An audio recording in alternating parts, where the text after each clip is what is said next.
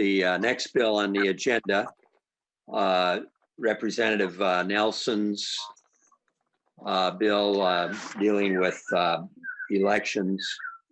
That will be House File 3429.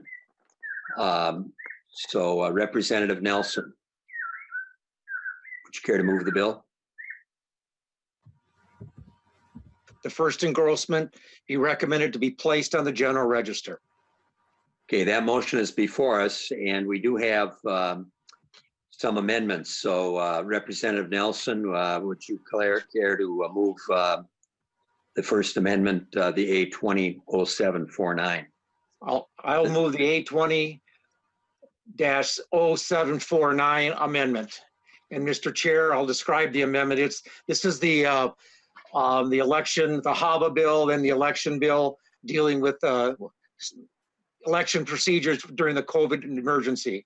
And we have an amendment to that has been some negotiated language that we've been negotiating with the minority to get comfort on the bill. Okay, so that is the amendment that's before us, and now there's an amendment to the amendment. Representative Nelson. And Mr. Chair, the A4 amendment, it's like, again, is like I move the A4 amendment, and the A4 amendment is basically comfort language for the minority and some minor tweaks. The first one, if you go through this from the top, it's basically adding to the, it's the leading part of the language, but it's adding to the process for processing the ballots, the absentee ballots that are coming in. There was a concern from the election officials around the state about the mass number of, even before the COVID, a large number of absentee ballots that were going to come in, and some concerns about being able to get them counted. So they asked for days before the election.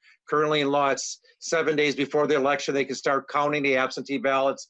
They're moving it to 14 days for this election, both the primary and the general election. And they asked for time after the election because a large majority of the absentees come in the last couple of days before the election. So they wanted to have time to make sure everybody's vote got counted. The language that's in the amendment basically stipulates that no ballots that come in after the current timeline that are after the election date can be counted. And that's the language there. The other piece of this, there's a deleting a reference to the Commissioner of Health.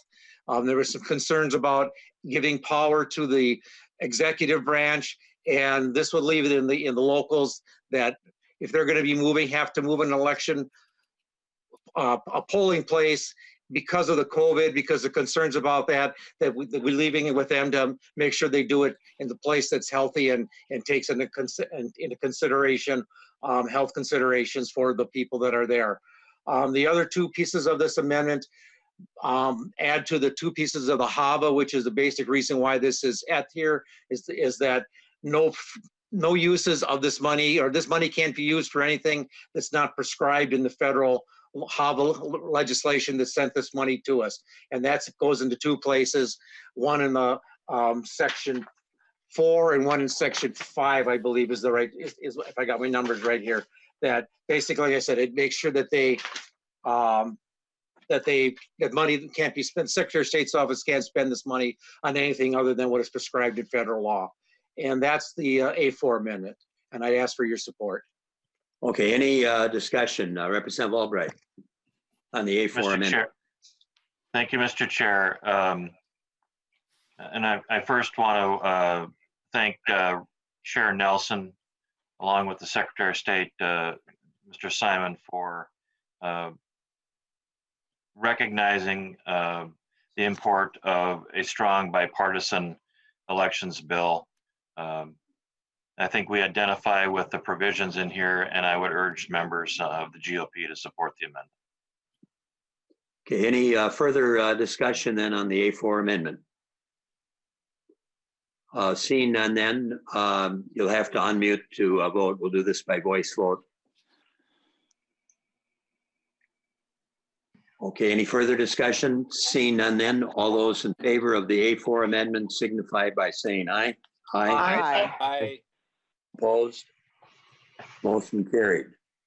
Now we have the amendment before us, the A20 amendment as amended. So any discussion on the A20 amendment as amended? Okay, seeing none, we'll take a voice vote. Give everybody a chance to unmute. All those in favor signify by saying aye. Aye. Opposed? Motion carried. We now have the bill before us as amended. Any further discussion? Mr. Chair, this was the bill that was heard in State Government Finance. It was House File 3499. We're amending it onto this bill 3429 because that matches up with the bill that's in the Senate that Senator Kiffmeyer is the author of, and that way we can get negotiations going on this bill. That's before us because of two provisions in here in Section 4 and Section 5. The two HAVA bills that came from the federal government, the money we got, the 6.9 that we got last December, and the 7.4, I believe it is, that we got in March. I may have those backwards, but anyway, both of those required a 20% match. So there's a match of $1.4 million for the one and 1.7 for the other, and so for a total of $2,864,023 worth of matching dollars the state has to come up, and that's what this bill is for. One caveat on this is that there's been some discussion with some of the ongoing COVID legislation they're discussing in the federal government, is that they may take the match off for what we're calling the HAVA $3, which is the dollars that were sent to us in March. And then there's language in the bill that would, in case that happens, if it happens before July 1st, the money will not go into the account. If it happens after, then the money will revert back from the HAVA account in the Secretary of State's office back to the general fund. And that's the gist of the bill, and that's why the bill in Ways and Means. Okay, and with that amendment that we just adopted, and assuming that if the bill then passes, we will not need to take up House File 3499. So just so we're clear on that, Representative Albright. Thank you, Mr. Chair. And again, tipping my hat to Chair Nelson for just a strong bipartisan effort to bring forward an election bill that recognizes the import of elections, particularly in light of COVID-19. The bill does recognize that this is a one-time occurrence, with the provisions in this bill snapping back to our normative elections statutes after the general election in November.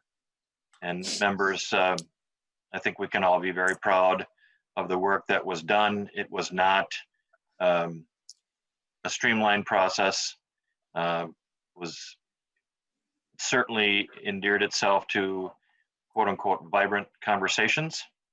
But I think as Chair Nelson and I said to one another over the course of the last couple of days, we held true to the word of communication with one another and to recognize and respect each other's differences while also respecting the need for providing the state and the folks that call Minnesota home with an opportunity to vote going forward. So with that, members, I would urge a strong bipartisan yes vote on this bill. Thank you, Mr. Chair. Okay, thank you, Representative Albright. Representative Nelson, would you care to renew your motion? Mr. Chair, I'll renew my motion that House File 3429 as amended be recommended be placed on the general register. Okay, and being that this is passage, this will need to be a roll call. So Ms. Bartman, are you ready?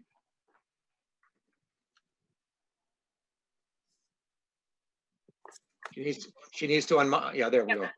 Representative Carlson? Aye. Representative Olson, Aye.